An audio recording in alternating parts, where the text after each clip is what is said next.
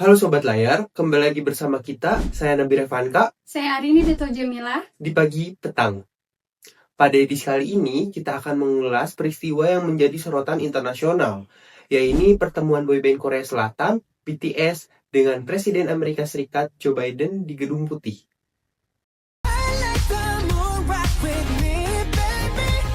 Hello, we are BTS. Today we're here to speak with President Biden about anti-Asian hate crimes, Asian inclusion, and diversity. Pemirsa yang ada di rumah, apa jadinya kalau grup paling populer di planet ini masuk ke pusat kekuasaan dunia? Sekitar tahun 2022 lalu, BTS datang ke Gedung Putih bukan untuk mengadakan konser, tapi bicara soal isu berat terkait anti-Asian hate crimes atau kejahatan kebencian terhadap warga keturunan Asia. Isu ini jadi global karena rasisme ternyata masih jadi pandemi yang belum usai hingga saat ini. Bagi kita di Indonesia, isu ini penting karena banyak saudara kita yang tinggal atau belajar di luar negeri. Kalau mereka yang wajahnya mirip kita terancam di sana, kita tentu nggak bisa diam saja kan? Nah, pemirsa yang di rumah, kita bisa lihat bagaimana media internasional seperti BBC lewat narasi dari Asian American Independent Justice mengangkat isu ini. Narasi utama mereka terbilang sangat teknik dan serius. Mereka menonjolkan narasumber ahli seperti Merita Etstubenes yang fokusnya mengenai tentang data statistik. Sehingga mereka bicara soal kenaikan kasus 79% soal pelaporan di website tertentu.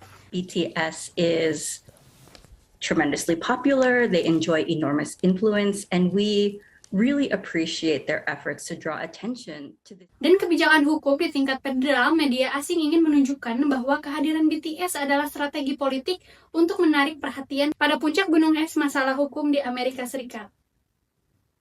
Pertemuan ini digelar untuk menutup rangkaian bulanan peringatan sejarah warga Asia dan Kepulauan Pasifik di Amerika Serikat.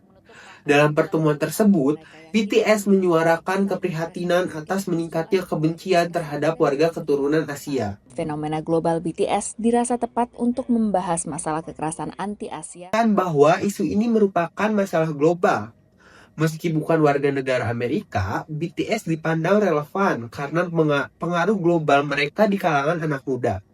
Fenomena ini juga menunjukkan kuatnya budaya pop Korea sebagai soft power dalam menyampaikan pesan inklusif lintas negara.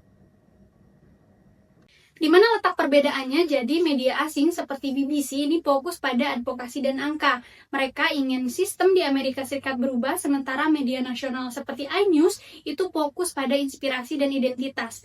Mereka ingin audiens dari Indonesia merasa bangga bahwa Asia ini punya suara di depan Presiden Amerika Serikat. Mengapa berbeda? Karena kepentingan nasionalnya juga berbeda.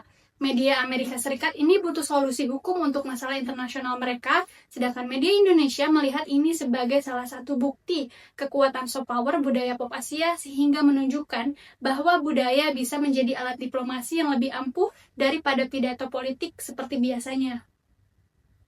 Kunjungan BTS bukan cuma soal foto-foto keren di Gedung Putih.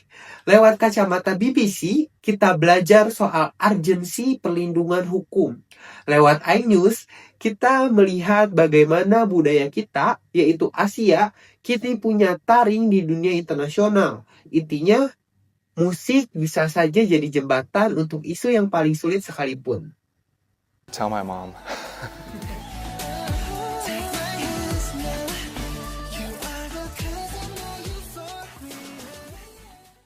Pemirsa yang ada di rumah, informasi tadi sekilas menutup perjumpaan kita dalam pagi petang hari ini. Mewakili seluruh kerabat kerja yang bertugas, saya Arini Dito Jamila. Saya Nabila Fanka. Pamit undur diri, terima kasih atas perhatian Anda, selamat pagi dan sampai jumpa.